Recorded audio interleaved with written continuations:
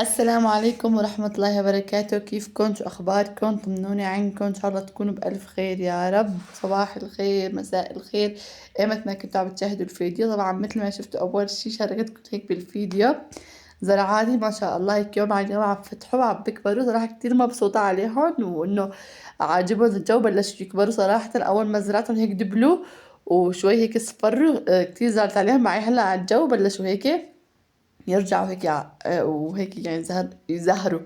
قامت نشأت. أول شي طبعا أول شي بدلت البيبي، لأنه هون بدي عندي حوسة بهذا اليوم، فبدي إياه ينام نومة يعني هيك وقت طويل، يعني هيك يعني يسحبها نومة. فأول شي قلت له بدله كل أغراضه وبطعميه وبينام، يعني بنام نومة يعني هيك كويسة، عشان أنا عندي حوسة عميقة أحوس البيت يعني. فوالله مثل ما شفتوا بدلت له أول شي، حطيته بالهزازة وحطيته بالغرفة التانية وبلشت هيك أنظف البيت. وهون عندي هاد القصانص كتير هو طيبة، يعني بضل هيك ثابت إذا حطيت هيك على الشطف بضل هيك ثابت، يعني البيت بضل طول نهار هو طيبة. يعني هيك لما بدي اشطف انا البيت كلياته، مثلا نقطة بالغرفة، نقطة بالمطبخ، العفوا ممكن نقطة بالحمام، نقطة بالصالون، هيك بخلي البيت طول النهار ريحته نظيفة وطيبة، يعني زي ما فتحتوا الشبابيك.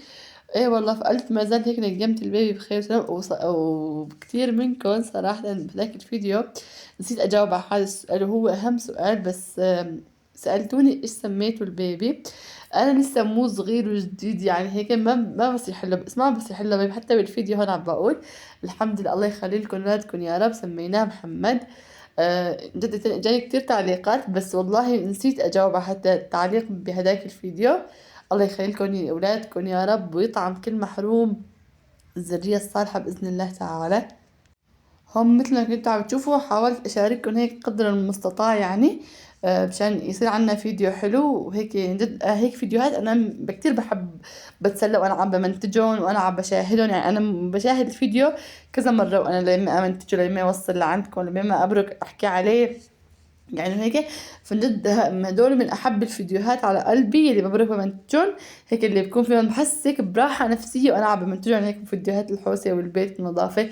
هم بعد ما خلصت الحوسه يعني كل شيء مثل ما شفتوا هذي كانوا عم يساعدوني الكبار، يعني كانوا عم يساعدوني بتنظيف البيت. بتعرفوا يعني هيك لعبوا شوي بالمي ولعبوا شوي بالصابون وهيك. فقلت صار بدهم حمام كمان، هيك حممتهم والله ونيمتهم.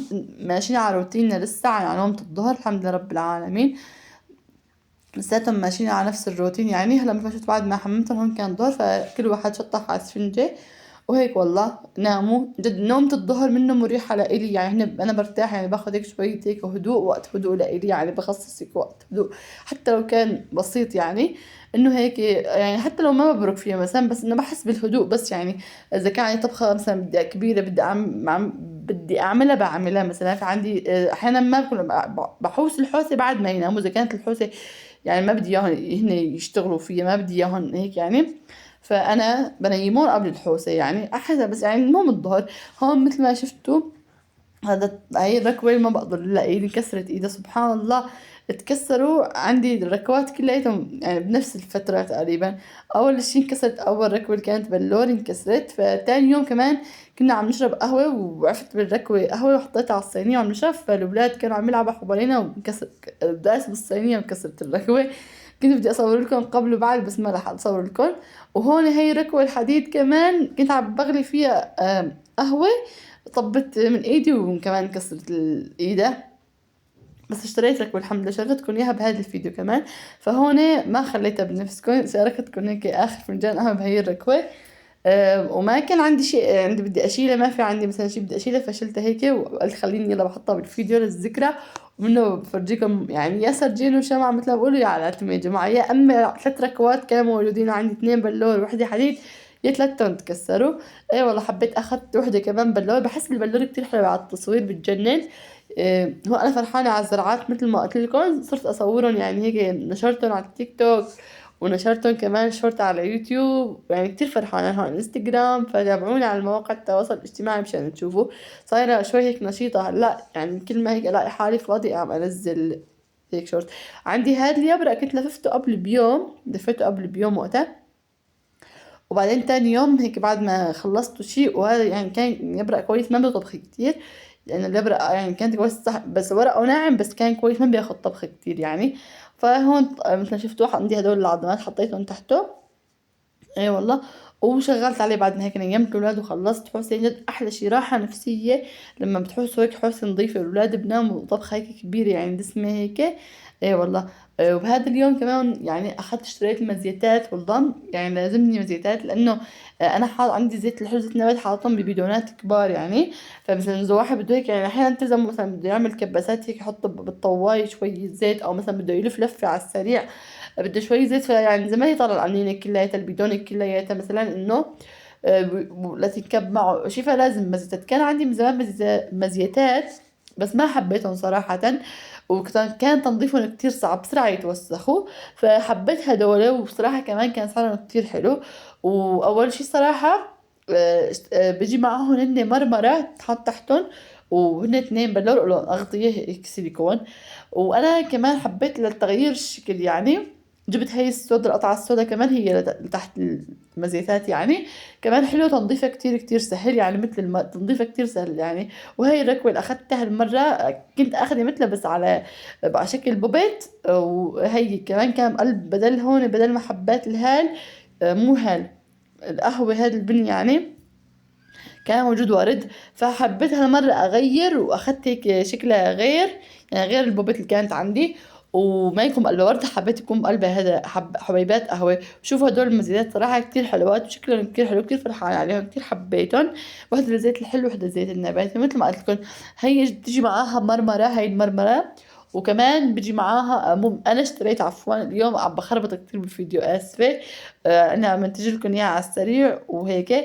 واخدت معاها انا هديك السوداء ان شاء الله هيك يكونوا حلوات ويكونوا عمليات ويعني هيك يضلوا هيك عاجباتني يعني. لانه انا يعني احيانا بيعجبوني هلا فتره مثلا اول لاني جداد وهيك وشي، بعدين بمل منهم وهيك بغير ديكورهم. هلا اول شي شوفوا شو عملت، حطيت الصواني لقلوب الدف اللي عندي هيك بدي اصمدهم بالزاويه. قلت اول شي حطيت صواني الدف اللي عندي حطيت لها المرمره وحطيتهم هيك. بس قلت شوفوا هيك يعني بدي تعطوني رأيكم هيك حلو ولا في عندي كمان الصينية التانية هي طلعتها كمان اللي حسيت هي افتح عليهم اللي بقت لهم اكتر ما بعرف حسيت هي فتحت عليهم انه هن هذوليك على الدف هيك غبقوا شوي. فشوفوا اعطوني رأيكم مع الدف والمرمرة احلى ولا هيك يعني مع هاي السوداء وهي الصينية احلى. انا بضل بغير ان شاء الله كل فتره وفتره يعني كل ما بكبر بليه في المطبخ بليه في المجلة بليه في الغاز وكل ما توسع يعني هيك ليفت حوالي الغاز بضل بغير محلهم وبغير هي المرمره بحط هي وبشيل هي وبشيل الصينيه وبحط صينيه. اي والله فحبيت هيك تعطوني رايكم وكتبوا لي هيك رايكم بالتعليقات. وقبل ما انهي الفيديو حابة احكي كم كلمة من قلبي الكم. اذا كنتوا اليوم تعبانين او مهمومين او حاسين انكم عم تبذلوا جهد كبير وما عم تشوفوا نتيجة، بدي منكم تتذكروا انه ما في تعب بيروح هدر، وكل يوم صعب بمر علينا هو خطوة بتقربنا من ايام احلى باذن الله. يمكن تكونوا حاسين الطريق طويل او انكم ما عم توصلوا للي بدكن اياه، بس صدقوني كل شي بيجي بوقته ورب العالمين ما بينسى تعب حدا. صراحة هذا الكلام انا محتاجته فحبيت احكيه منه انا لما اتفرج على الفيديو بسمعه وانه بدي احكي لكم كمان.